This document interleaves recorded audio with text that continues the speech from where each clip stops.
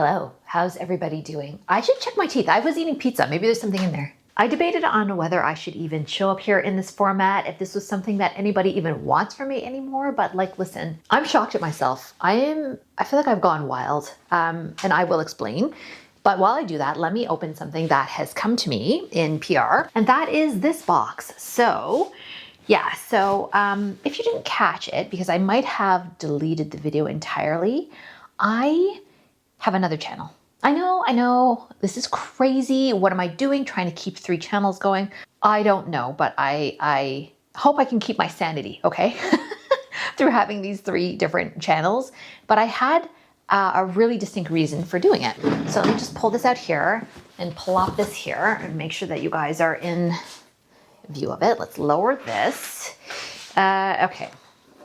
Let me explain. So I have this original channel and I've had it for 8 years basically. And we do vlogs and we do product reviews. And then I was just really wanting to find a space a year ago to add my art, because these are not necessarily overlapping audiences very much. So I thought, let's do an art channel. And so I did that for a year and that took off. It got really popular. And then here I was like, I still want to make sometimes video essays. I want to be free to make the things I want to make. But they just weren't resonating. And that's fine. I don't expect everybody in the world to be interested in all the different variety show type stuff I have on my original channel. But I thought, why not just have a video essay channel? And so Field Notes was born. And so that is my latest YouTube child. I don't know how else to describe it. So yeah, I've got a 3rd channel now basically. And I might go crazy. I might go crazy managing these 3, but I'm also super invigorated and excited to take on this challenge. I will open this, I promise. But now I just want to double check that this thing is actually filming. Right, okay, hopefully the audio was okay in that. I'm just constantly struggling. I've got the Canon PowerShot V1 and the Rode microphone, which I'm even twisting sideways so that it doesn't pick up so much peakiness out of my voice. This is real YouTube behind the scenes nerd stuff, but I'm always trying to get it right for you guys because I like good audio. Okay, so this was sent to me and it is, an expensive product. It is the Tria hair removal laser. So I have one of these from Current Body, and I think in a recent video here I said that it just doesn't seem to work for me. So I'm curious if this laser at-home hair removal device will work. Oh, maybe I can just give you guys a quick peek here. It's a beautiful box it's in. This box is kind of idiot-proof. I can't figure out how to open it. Oh, okay, here we go. Oh, it's a box inside of a box, one of those kind of deals. Okay, I can't get this out. Okay, it's kind of the vibe of a shoebox, if I'm honest here. All right, will she finally open it? I think that is the bottom, and it's one of these where you lift the top. This is worth a lot of money. So here it is. This is supposed to remove my leg hair, but will it? We don't know. Okay, right off the top, I can see that it is not as nice as the design of the Current Body laser hair removal device, but I am hopeful that this has been a product that's been on the market longer than I think Current Body's, and I'm hopeful that it actually works. So thank you to Tria for sending this to me. I will be trying it out. Of course, it is as it is laser hair removal. It'll be a long time before I can actually say whether I'm having results. But if that is something you're interested in, I guess stay tuned. They won't be coming around for a while. And I'll have a link down below to this, because here's the thing, people. One of the things I need to prep for, and one of the things that's kind of stressing me out, if I'm honest, is that I need to start getting ready for Black Friday stuff, because when you do product reviews, that would just be such a missed opportunity for me to talk about things that I like, share discount codes, and basically get the views that I really struggle to get on this OG channel. A lot of you watching are really along for the ride, and I have missed you guys, and so that's why I'm here as well. I would love to hear from so many of you who always drop me a comment saying that you love the vlogs. So I wanted to pop on here and make something for you guys, not just abandon you in favor of my younger children. I don't know, that's not a great analogy. I don't know what else to call it. But I also have this other pressure to make Black Friday videos, so you will see a couple of those coming in. I'm going to try not to overdo it, because I'm not a big believer in especially the culture of going out to do Black Friday. I think that's terrible for retail workers. It's inhuman that they don't get their proper Thanksgiving and the day after off. I don't like that. I have less of an issue with the online stuff, but On the other hand, there are so many really good sales, like the LED mask that I'm always using is gonna be 20% off. Shh, but that's starting soon. So I have to make a video about that just to let people who follow me for that kind of news, to let them know, because I have told people, like, as soon as I know, I'll let you know, and that is what I intend to do. So anyway, whole lot of yakking about this this product and Black Friday and devices and all that kind of stuff. And I've been neglecting you, so I am sorry. So the last couple of videos I've made, well, one of them was my Montreal vlog. So if you're at all interested in seeing Montreal, I suggest you check that out. Although I kind of did the city dirty in a way, and that I didn't kind of go to any of the really beautiful spots of Montreal.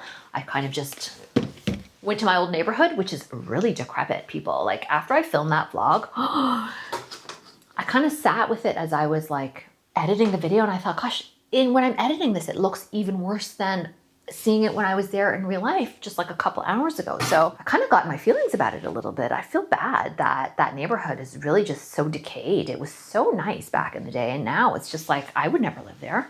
I really wouldn't. So anyhow, go back and watch that vlog if you missed it. It's not doing very well. Surprise, surprise.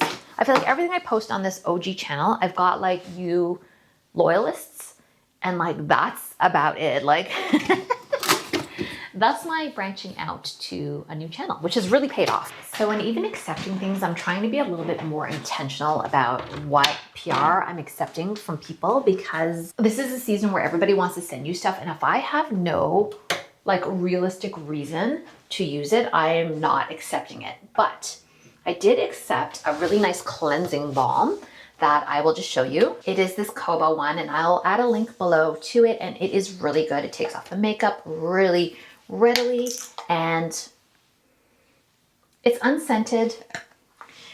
And I wish I kept a little card that came with it, but it is made with an oil, like an ingredient that I'm not aware of, that is from, I think, Central Africa. Okay, I'll put the name of it here because I can't remember what that seed oil is. And then they sent this tiny little face cloth. Isn't this a genius size for a face cloth? My big beef with face cloths often is there too much material and the silly thing is just sopping and soaking wet.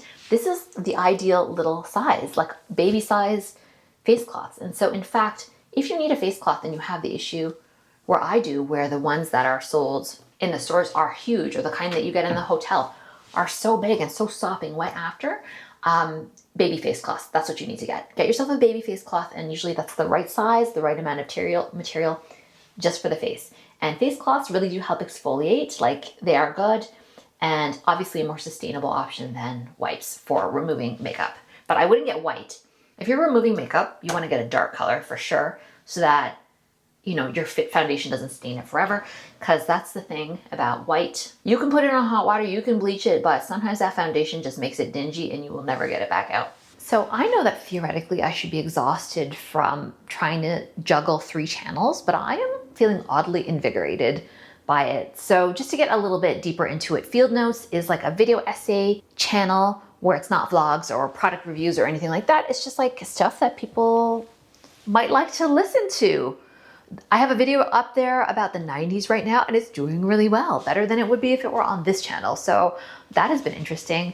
So do join me over there if that's something you think you might be interested in. Of course, no hard feelings if it's like not your cup of tea, but I've seen already a lot of you commenting on those videos, and I know that you're subscribed over there. So thank you for supporting me on my 3rd endeavor / descent into madness. We shall see. But the cool thing is now the pressure's off. And I just needed like a bit of a release valve for those times I wanted to make a video and I wasn't quite certain where to put them. Like if I had thoughts about something, it wasn't connecting here, as I've said or I've alluded to. So it's just great to have like another outlet for that, because as I said, I'm not going anywhere.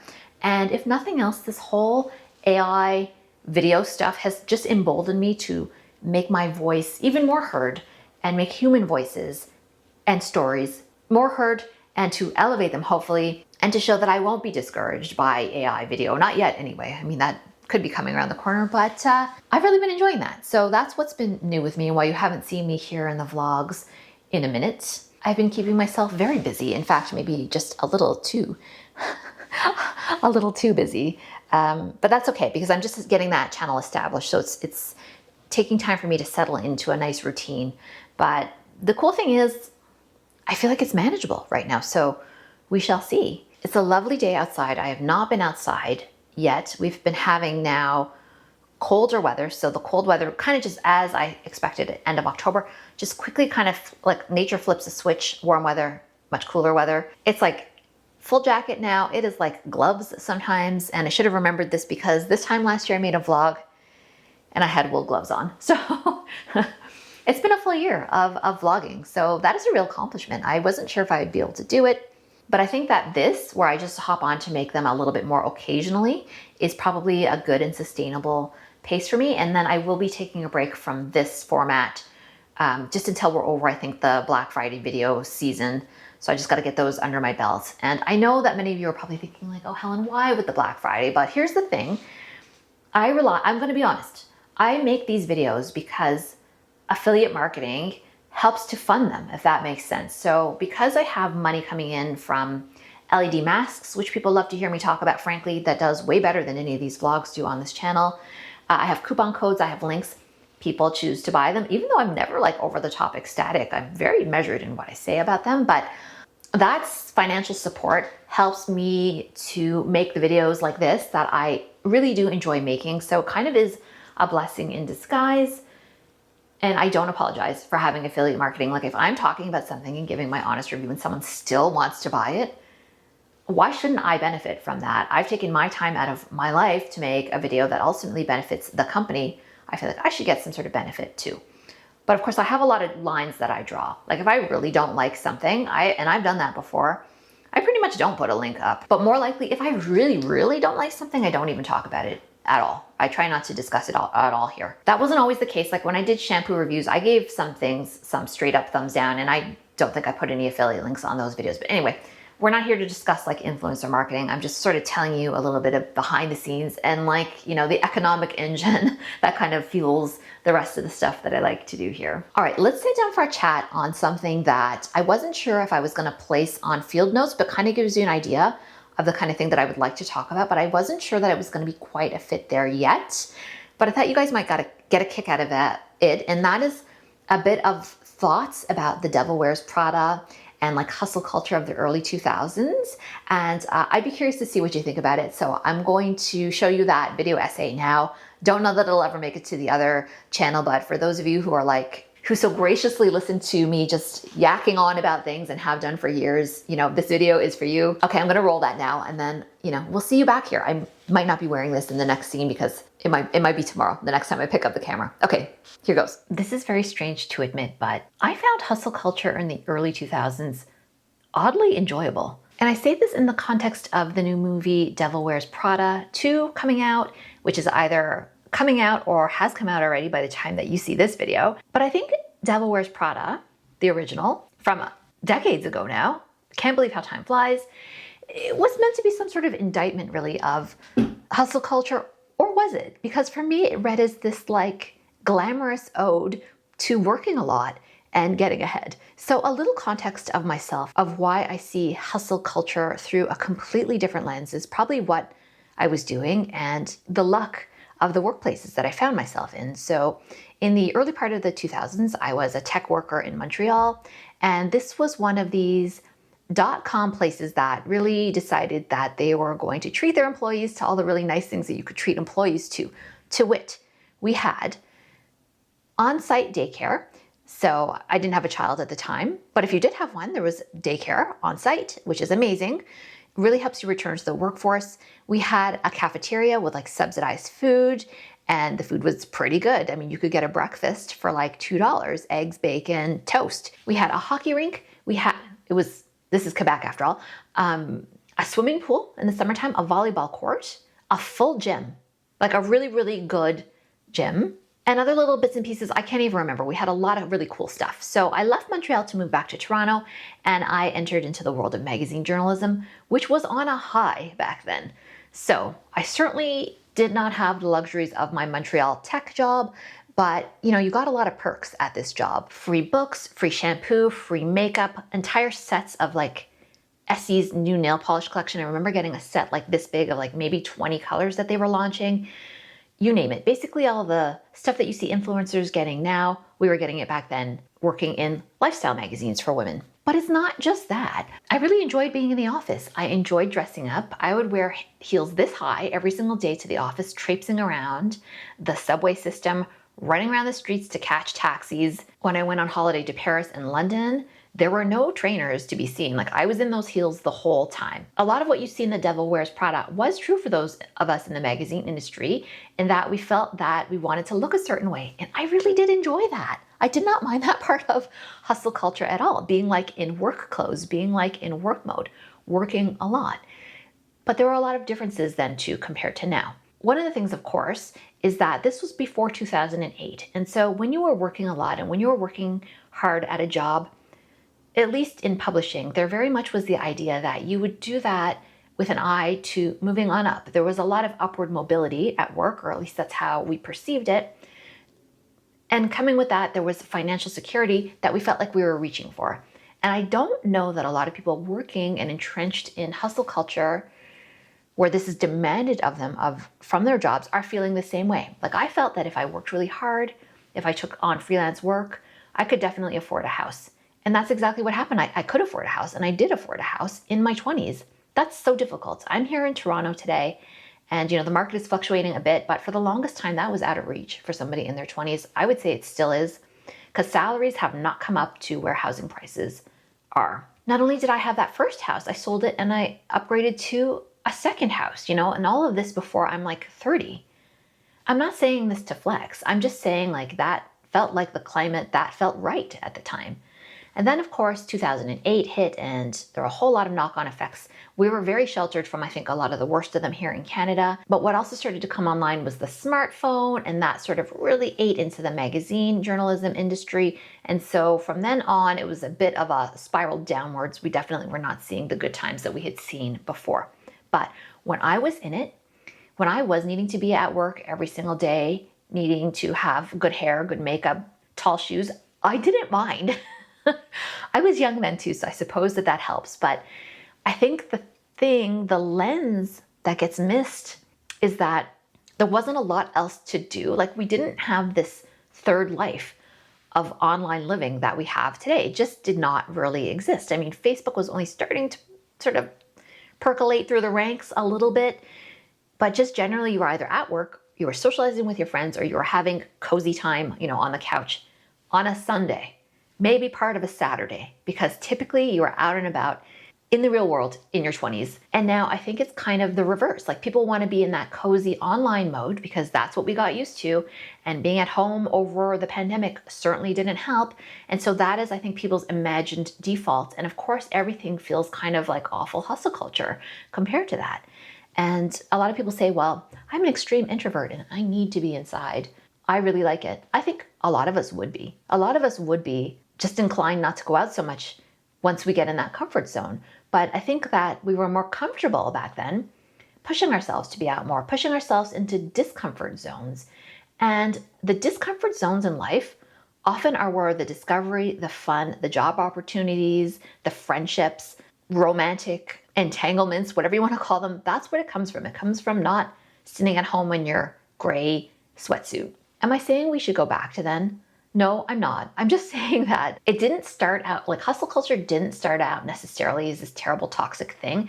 It's just like, if you were at work, you may as well work hard, because you may get some like amazing financial rewards for it.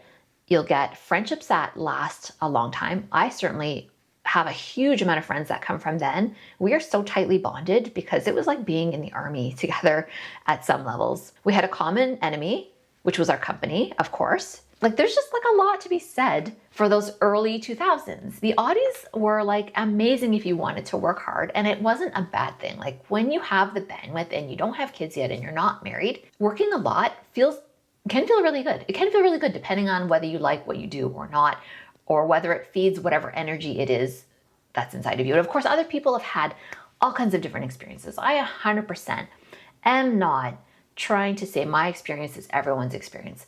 So many people I have heard from worked in terrible, toxic places. They might have been the only woman among tons of men and been hazed all the time. You might have been at a law firm where they just treated you like crap and worked you to the brink of death. I'm just saying my experience in hustle culture in the early 2000s it was fun when I look back at it. Like those were some of the best years that I can remember. Look how beautiful these colors are. It's now the next day and look at the beautiful fall colors behind me. Oh my goodness, I was reviewing that footage from yesterday. I had so much pep in my step. I forgot to tell you guys, I got an iron infusion. And theoretically, it's too early for it to be working, but I feel quite energetic. I didn't want to go. I didn't want to sit there with one of those IV bags dripping into me. Like, you know, when people get hangovers, they have the nurse come over to their house and give it to them. Very Real Housewives, reality TV. But I went to a clinic and I got it done. Medically necessary. I certainly did not want to get it done. And I'm glad I did because I'm feeling energetic. The doctor had told me, you might be surprised how good you feel after you have it done and how little energy you had by comparison. It's just people don't know that they're functioning with such little energy until they get the iron infusion. So I'm feeling great. I'm happy to report. It's been a long saga, as you may know if you're a longtime viewer, of me trying to get all my medical tests done, get all things addressed.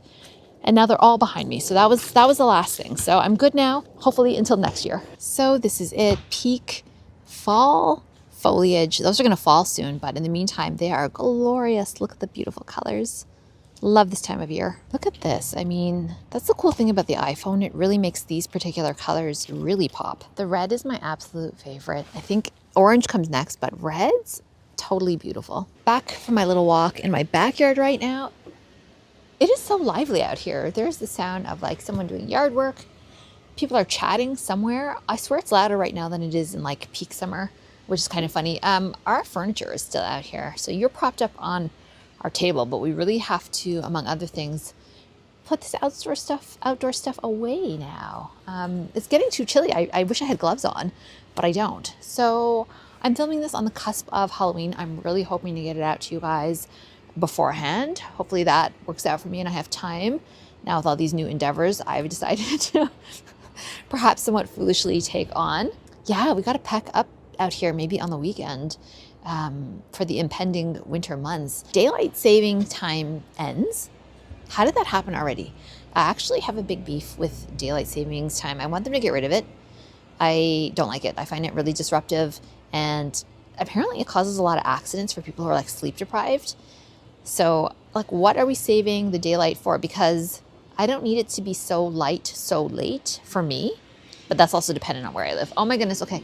A racket of construction noise beside me as well. So I'm gonna head inside now. Anyway, speaking of daylight savings time, it is so dark already, so maybe I shouldn't be complaining. It's 4 p.m. and you would swear it was like nearly evening, you know, which is typical for this time of year. Okay, so the irony of me working on all of this art videos and these like video essays is that I haven't had as much time as I have had traditionally to sit down and do the watercolor that so relaxes me. So I'd actually just, again, in the spirit of complete transparency, filmed a clip that didn't turn out at all. Honestly, I'm getting so frustrated with that side. People don't talk about the tech side of trying to get your videos the way you want them here, but it can be such a source of frustration. But anyway, who cares about that? I promise I'll stop moaning about that right now. I made this little plant and I just watercolored that in. And so yes, my last scene was of me literally chatting and watercoloring this in, and now that's all gone. But the gist of what I was saying there is that, yeah, I haven't had quite as much time as I might have liked to do the watercolor, ironically, and that's how it is sometimes. And so one sad thing though, people, is that I was doing so well with my nature journaling, but then the nature journaling kind of became indoor journaling as the weather got kind of crappier, right? So you can kind of see like how now I've moved to like indoor subjects, which is like vases and, you know, plants. This is a plant too. I can't have any plants in here because look how dark it already is, and it doesn't get any brighter through the winter months, that's for sure. I did a little bit of urban sketch when I was in Montreal. This is like a really famous restaurant in old Montreal. And then, boop, I kind of stopped after I made this jam jar. I just am like in one of the seasons that happen to me sometimes where I just don't feel called by any subject matter to really concentrate on them. So probably what I need to do is hit the library and get some more watercolor books because I've been working my way through this one and I'm kind of done with it. Like I'm not feeling inspired by anything in there. And then I had even a second one that came with like templates in the back. And so this too, you know, scratched an itch for a little bit. And now the itch is scratched, I guess. So this is called The Big Book of Watercolor by Mallory Jane. If you want something with templates in it. And then the other one was Watercolor Painting at Home by Blay Hack. So I got these out from the library, but they'll be going back, I think, in favor of something newer to spark my imagination because, yeah, this happened to me last year too, where I just do some like fallen leaves and then that's kind of it for like outdoor inspiration. And people are like, oh wow, in the wintertime you can get like dried up twigs and stuff, and that's just not, it just doesn't, you know, spark my interest. I don't know how else to put it. So very seldom do I film in this exact spot, huh? Probably because it's quite dark. We're actually in my living room, so I'll give you a little spin around because I don't often come in here to film. The floor is extra creaky in here. And just generally, there's just not enough light. Like, the easy things are hard and the hard things are easy. Sometimes on YouTube, it makes little sense sometimes. Anyway, so that's been how things have been going for me lately. Why you haven't seen me vlogging as much, because I was like really churning them out, right? In the summer, I was doing a lot of vlogging. And I had a small period there where I was trying to like put a lot of videos up here just to see what might happen. And it's always a work in progress. That is seriously the one thread, the one thing that is always happening is this. I'm always trying new things on this channel, but this time I decided to finally stop fixating on this one channel and just see what happens if I branch out a little bit, you know, which maybe is wise, maybe it is not. I don't know. I just wanted to share what's been going on with me and explain a little bit about where I've been, share a little bit of the changing seasons with you, because it was brilliantly warm until like honestly a couple days ago, and now we're just tossed right into like the pre-winter late fall weather all of a sudden here. Okay, you will be seeing me around, just not in vlog format for a little bit, because like I said, I've got to get some Black Friday stuff out. Check out the links down below for the Tria laser that I was showing you about in case that's something of interest to you. I have a coupon code that they send me as well. And then the Koba skincare, I don't know if I have a coupon code, but I'll put the link down below just in case you're curious. Some people love to try different skincare and they'll try like anything new on the market. And it's just fun to like look inside jars, isn't it? I don't know. I personally get a kick out of doing that. Okay, I'm gonna leave it off there. Thanks for joining me here. We will see you on the next video. Do check out Field Notes if that's something you're interested in. If you're into art, you know, I've got the art channel as well. I don't know what happens to me from here on in. I totally feel like I've bitten off more than I can chew, but I'm gonna try it. You know, as you might be able to tell, I'm oddly invigorated by the whole idea of having more outlets, of really letting my creativity flow. That's really something that I love to indulge in. Okay, for real, leaving it off here. We'll see you on the next video.